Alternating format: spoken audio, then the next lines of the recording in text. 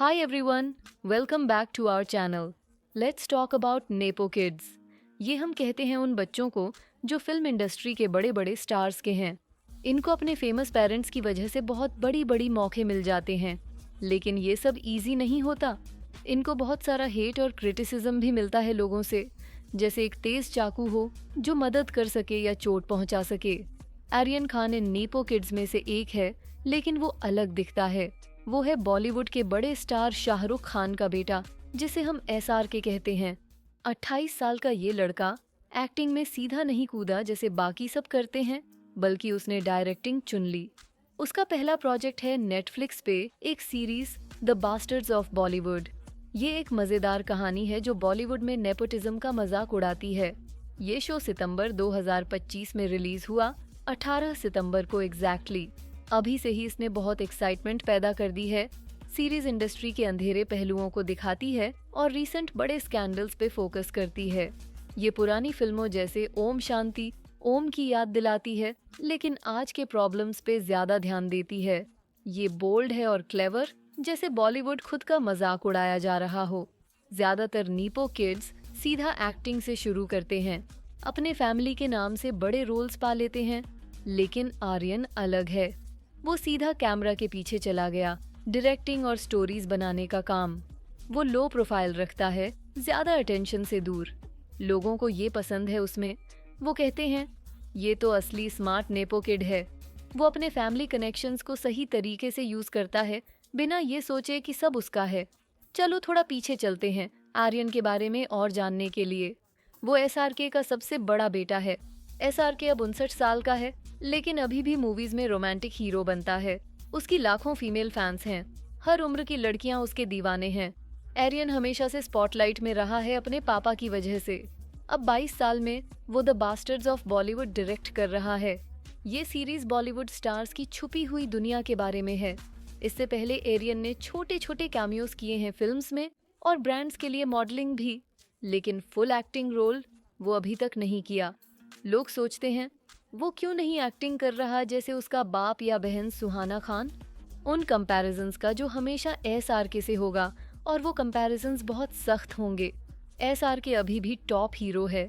हर उम्र की लड़कियां उसके लिए पागल हैं. वो जल्दी लीडिंग मैन होने का रोल छोड़ने वाला नहीं. तो एरियन के लिए अपने फैंस बनाना मुश्किल होगा, खासकर लड़कियों के बीच. एक आदमी ने कहा, one of the reasons he is not pursuing acting is because he will be compared to SRK.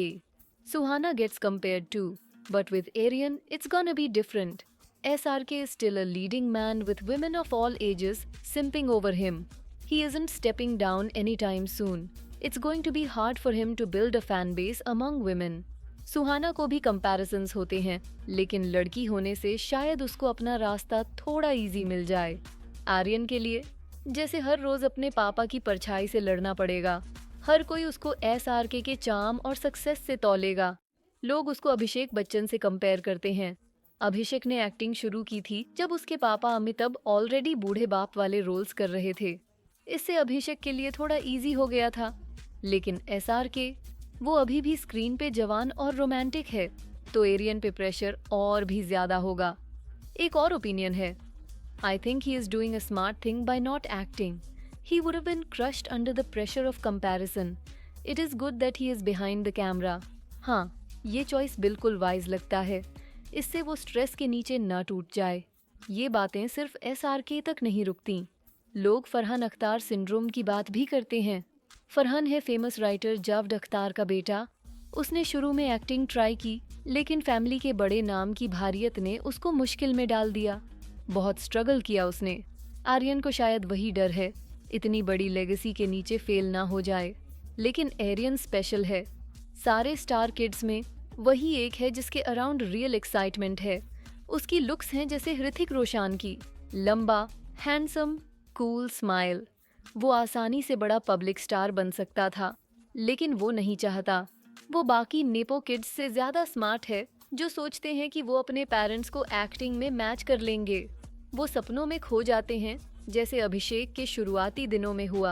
Aryan को बेहतर पता है. वो समझता है कि उसका पापा शाहरुख बॉलीवुड में सबसे ऊपर पहुंच गया है. कोई इंडियन इतना आगे नहीं गया. SRK जैसे एक बड़ा हाथी है, आर्यन खुद को उसके सामने छोटी चींटी नहीं बनाना चाहता। जैसे किसी ने कहा, he is not as deluded and he easily could have been, e.g. Abhishek. He knows his dad is the farthest any Indian ever went in Bollywood and he's not taking on the pressure of being an ant in front of that elephant. Aryan में वो rare sense है, वो अपनी सीमा जानता है, इसलिए उसने directing चुनी और उसकी series the bastards of Bollywood perfect है। ये नेपोटिज्म का मजाक उड़ाती है जैसे वो अपनी ही दुनिया पे हंस रहा हो। 20 अगस्त 2025 का टीजर ने हाइप बना दिया। अब फुल शो रिलीज हो गया है और रिव्यूज आ रहे हैं। कुछ लोग कहते हैं स्ट्रीम करो, कुछ डिबेट कर रहे हैं कि हाइप के मुताबिक है या नहीं। तो दोस्तों, आर्यन की ये कहानी हमें बड़ी सीख देती है। नीपो किड होना सिर्फ लक नहीं, विजडम भी चाहिए। कैमरा के पीछे रहकर वो स्टार बन रहा है, बिना उस हेट के जो एक्टिंग से आता है। द बास्टर्ड्स ऑफ बॉलीवुड तो बस शुरुआत है। ये इंडस्ट्री के राज खोलती है, स्कैंडल्स की बात करती है और नेपोटिज्म को आईना दिखाती है। ये सितंबर 2025 का रिलीज ऑलरेडी हिस्ट्री बना रहा है। ये मजेदार फिल्मों जैसे ओम शांति ओम की गूंज करती है, लेकिन नए टाइम के साथ फिट बैठती है। डायरेक्टिंग और राइटिंग करना एक्टिंग से ज्यादा मेहनत मांगता है, जो ज्यादातर नीपो किड्स आसानी से कर लेते हैं। आर्यन खान ने एक्चुअली अपना कॉलेज डिग्री फिल्म मेकिंग में कंप्लीट किया है, तो कोई नहीं कह सकता कि वो क्वालिफाइड नहीं सिर्फ इसलिए कि वो SRK का बेटा है। हम एक्सपेक्ट नहीं कर सकते कि वो SRK जैसा स्मार्ट हो, ऑनेस्टली बोलूं, लेकिन उसको अपने डैड जैसा बनने की जरूरत नहीं। वो अपना इंसान बन सकता है और ये उसका साफ चॉइस है। ऑफ कोर्स वो सबसे ज्यादा प्रिविलेज नेपो किड है खान बेबी के रूप में। ये सच्चाई है। उसका अपना फिल्म कंपनी है और दूसरे बिजनेसेस भी। कोई उसके स्टार पावर के लेवल पे नहीं पहुंच सकता। SRK के दूसरे बच्चे भी आर्यन जैसी पुल नहीं रख सकते। डायरेक्टिंग चुनकर वो अपना अलग स्पेस बना रहा है, जबकि खान नाम की ताकत का फायदा उठा रहा है। अगर फिल्म मेकिंग चल गया तो वो अपना आदमी बन जाएगा, अगर नहीं तो एक्टिंग हमेशा उसका दूसरा इनिंग रह सकता है। आर्यन को हमेशा काम मिलेगा, जैसे रेड चिलीज से। फिल्म मेकर के रूप में वो अपने डैड से कैरिज्मा या एक्टिंग स्किल्स पे कंपेयर नहीं होगा। ये एक स्मार्ट मूव है। देखते हैं वो कितने दिन जोहार्स और SLB से दूर रह पाएगा। वो SRK जैसा दिखता है लेकिन गौरी जैसे बिहेव करता है, शाय और प्राइवेट। वो अपना इंसान बनना चाहता है और अपने इंटरेस्ट्स फॉलो करना चाहता है। और लेट्स बी रियल, वो अफोर्ड कर सकता है क्योंकि उसके डैड ने सारी मेहनत की है। आर्यन बहुत मॉडेस्ट और पेशेंट लगता है, खासकर जब पावरफुल लोगों ने उसको सिर्फ खान होने के लिए खींचा है। स्टार किड के रूप में एक्टिंग करना एंडलेस ट्रोलिंग और प्रेशर लाता है, जिसे आर्यन अवॉइड करना चाहता है। ये वाइज है कि वो एक्टिंग नहीं करना चाहता, वरना एक बड़ा ट्रोल आर्मी बन जाएगा। लेकिन अगर वो एक्टिंग करता भी तो शायद इतना बुरा ट्रोल ना होता। ये जनरेशन के नेपो अक्सर लंबे ब्रेक लेते हैं या क्विट कर देते हैं। अगर आर्यन को किसी मूवी में कास्ट कर दिया जाए तो उस पर प्रेशर इंसेंस होगा। आर्यन अपने सराउंडिंग्स के बहुत कॉन्शियस है और उसके बारे में शाय है, इवन दो उसको एक्टिंग का बेसिक अंडरस्टैंडिंग है। वो सिर्फ एक्टर नहीं बनना चाहता तो कोई लाइमलाइट नहीं उसके लिए। बबिल खान के साथ रीसेंट इमोशनल मोमेंट ने सेलिब्रिटी किड्स की दुनिया में एक ऑफ्टन भूली हुई बात दिखाई। सारे स्टार किड्स सेम नहीं होते। ब्रॉडली वो 2 ग्रुप्स में बांट सकते हैं। एक ग्रुप एंटाइटल्ड बिहेव करता है, जैसे अनन्या और शनाया। दूसरा ग्रुप अपने पेरेंट्स की लेगेसी से गहरा कनेक्शन फील करता है, लेकिन एक्सपेक्टेशंस की भारियत से परेशान होता है। आर्यन खान दूसरे ग्रुप में फिट बैठता है। उसका डायरेक्टिंग चुनना एक्टिंग के बजाय थॉटफुल और पर्पसफुल लगता है। इस तरह वो मेरिट पे आइडेंटिटी बना रहा है, सिर्फ लिनिएज पे नहीं। करण जौहर पब्लिसिटी और ड्रामा का शौकीन है। वो शायद गलती से या जानबूझकर नैरेटिव को आर्यन्स वर्क से आर्यन खुद पे शिफ्ट कर दे। मीडिया अटेंशन तो आएगी ही, लेकिन ज्यादा एक्सपोजर, खासकर प्लान्ड PR से, प्रोजेक्ट की ऑनेस्टी को नुकसान पहुंचा सकता है। अगर सीरीज अच्छी चली तो वो खुद बोलेगी, लेकिन अगर अंडरवेल्म किया तो बैकलैश जल्दी और सख्त आएगा। ये सुहाना खान के दारचीज के बाद क्रिटिसिज्म जैसा है।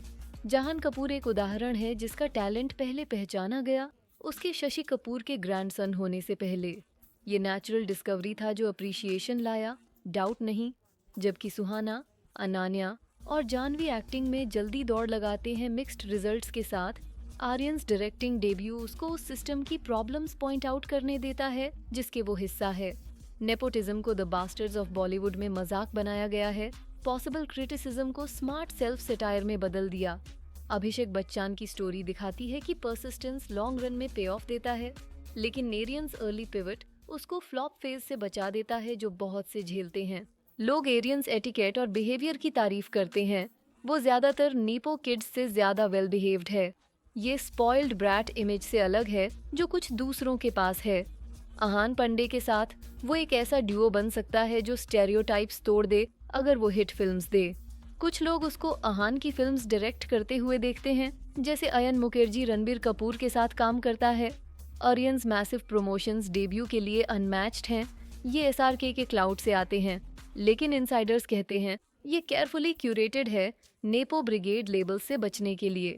पुराने नीपोस जैसे अभिषेक ने ओटीटी बफर्स के बिना हासिल किया, नए जैसे अनान्या ट्रोल्स से सीधा लड़ते हैं। आर्यन वो विजन पे बेट कर रहा है, वैनिटी पे नहीं। आर्यंस प्रोजेक्ट में मल्टीपल स्टार किड्स की प्रेजेंस, इवन उनके वीक करियर्स वाले, इस परसेप्शन को बढ़ा देती है। कभी कभी ये क्रिएटिव एंडेवर से ज्यादा इंडस्ट्री इनसाइडर्स का शोकेस लगता है।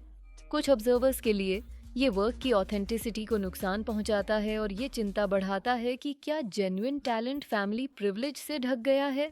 आखिर में इंडस्ट्री को लेगेसी से लेजिटिमेसी पे फोकस बदलना चाहिए, तभी नए आर्टिस्ट्स बर्थ से फेमस हों या ना हों, उनके काम पे जज होंगे, ना कि उनके सरनेम के वेट पे। एरियन ने ना सिर्फ अपना जगह बनाया, बल्कि साबित किया कि स्मार्ट चॉइस ही लंबी रेस जीतते हैं। अब तुम बताओ क्या लगता है, कभी एक्टिंग करेगा वो, या पीछे वाला रास्ता ही उसका सच्चा रास्ता है? कमेंट्स में बताओ, लाइक और शेयर करो ये वीडियो।